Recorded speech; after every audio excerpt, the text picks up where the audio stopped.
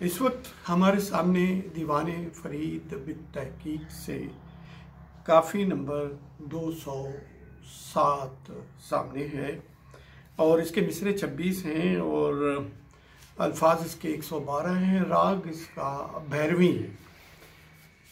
तो इस पर हम आगे चलते हैं।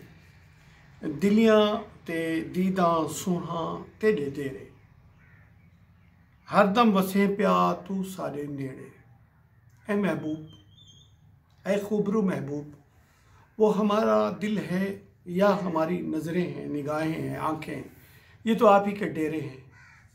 यानी आप यहाँ पर मुस्तकिल तौर पे मौजूद हैं। आप हमें नज़र आते हैं, अपने साथ रखते हैं, आप हमारे साथ रहते हैं, नहीं रहते, ये एक अलग मौजू है। लेकिन आपका ठिकाना तो हमारे दिल में है और आपका ठिकाना हमारी आँखों में है।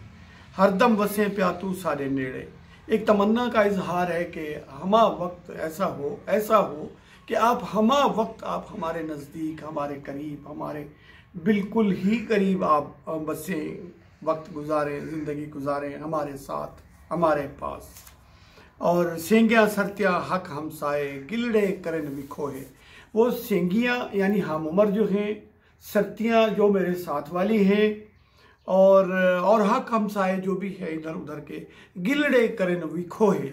अब गिले करना और विखोहे करना कमोबेश एक ही जैसी बात है, लेकिन विखोहे जो है, गिला करना एक बात है, विखोहे करने का मतलब होता है मलामत करना, कुरेद कर बात को बढ़ाकर पेश करना और बहुत ज़्यादा बुरा कहना। ये मुसलसल ऐसा करते रहना को कहते हैं विखोहे करना।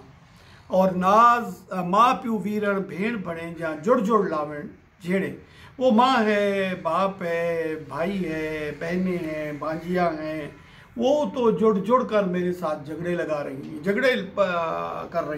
कर रही हैं और जुगता मारे ने पेके पतने और हासे करें सुरेजे, उठ दे बाह दे टुर दे फिर दे सस निनाण खहेड़े।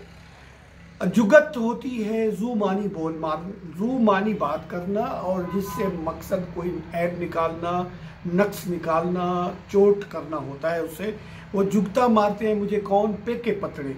अब पेके पतड़े का जो लफ्ज़ है वो चूँकि एक ज़माना होता था जिसकी शादी दरिया के उस तरफ हो जाती थी तो वो उसका हो जाता था सुरेजा पतन, और जो इधर था वो होता था पेके पतन। तो ऐसा ऐसा वो उसमें शामिल होता गया और वो पेके पतने बन गया। यानी इस तरफ भी मुझे जो मेरे मायका जो है वहाँ पर भी मुझे जुगतें मारी जाती हैं, ऐसी ऐसी बातें की जाती हैं नारवासी। और सुरेजे कहते हैं ससुराल का इलाका, वो भी मजाक उड़ाते हैं मेरा। और उठते बैठते चलते फिरते सस निनाण खहेड़े, सास और निनाण खहेड़न कहते हैं किसी चीज़ को छेड़ना, उसे रगड़ कर चलना और इस तरीके से छेड़ कर चलना कि वो आपके साथ झगड़े पर या आप उसके साथ अपनी नाराज़गी जाहिर का इजहार करते हैं और चाहते हैं कि वो आपके साथ झगड़ा करे, और या उसको आमादा करते हैं कि वो किसी न किसी तरीके से कोई ऐसा मौका मिल जाए आपको। इसको कहते हैं ठहरना, छेड़ने के से अगला मसला है ये। और चूचक चाक तेरा तू मालिक, और चूचक जो है चाक तेरा तू मालिक, सिर सिरवाह दा वारिस, मंझियाँ तेरियाँ झोंका तेरियाँ, कूड़े छोड़ बखेड़े। अब चूचक एक तो है हीर के बाप का नाम भी चूचक कहा जाता है, और एक चूचक जो है वो कहते हैं किसी नफीस को, किसी शहजादी जैसी खातून को, किसी ही बहुत ही आला मजाक और बिल्कुल छोटे से मुख्तसर वजूद रखने वाली या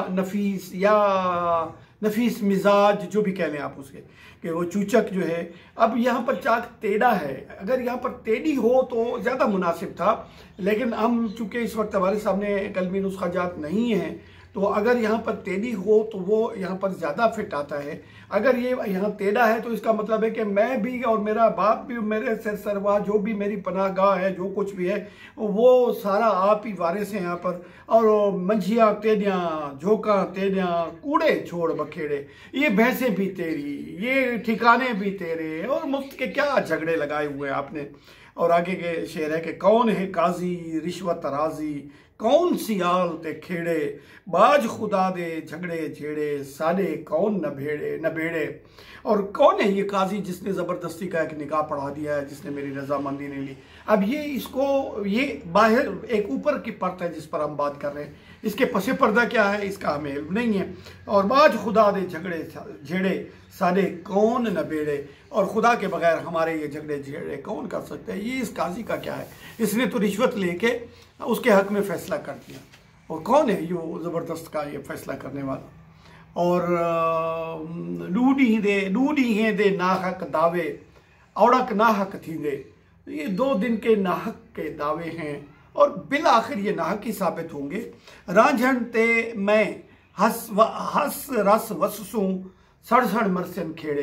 एक वक्त आएगा, ये 2 दिन के उनकी झूठी खुदाई बना ली, उन्होंने झूठा दावे कर दिए खामखा के।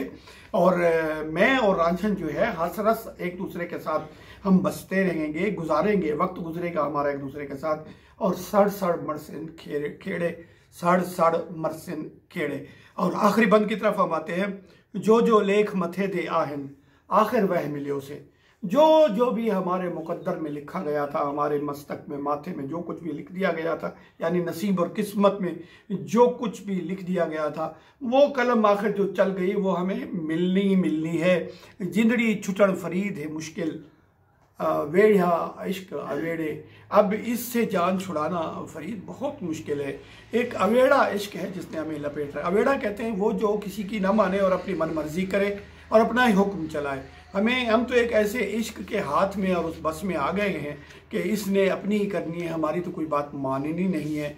और फरीद इससे हमारी जान छूटना मुश्किल है। इस तरह ये काफ़ी इख्तिताम को पहुँची।